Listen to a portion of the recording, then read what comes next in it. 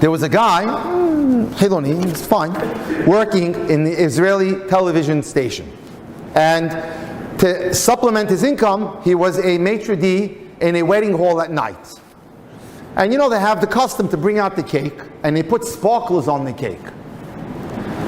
And sometimes the sparkler doesn't light, so he has a little bottle of lighter fluid, and he squirts, it goes zap, zap, zap, and it lights. One night, there's a wedding, he brings out the cake, I think it was in Yerushalayim, brings out the cake, there's two little girls running, and they go right into the cake, and the girl's all fire.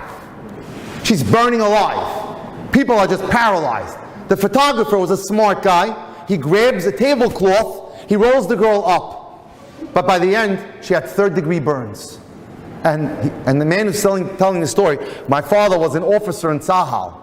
You couldn't shake this guy. He's crying like a baby. He took the responsibility that he was the one who was Balach Ra'i, that he caused it. And the parents are telling him, the parents of the girl, it's not your problem. You didn't do anything wrong. And they went with her to Hadassah, and the girl was treated.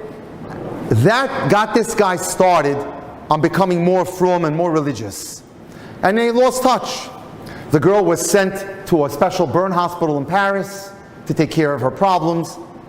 He goes, I grew up, I went to the army. My father was religious, but I wasn't really interested. It wasn't for me. And I decided after the army, I got a job in a candy store. Nitokim, Zeshelanu, something like that. So the owner was a religious guy. He told him, you know what, you're a good guy, I want you to be the manager. He hired a girl. It's an amazing story. He hires a girl to be the cashier. And he tells him, the guy's name is Uzi, he goes, you know what, you guys look like you're good for each other. Why don't you date her? What do you got to lose? So he liked her, and he went out with her. And he's getting ready to propose to her. And he says to her, you know I'm not Dati, so why are you dating me? She says, I'm not Dati either. So why do you dress like you're from Bnei Brak? Because many years ago, I was involved in a big fire, and I have scars all over my body.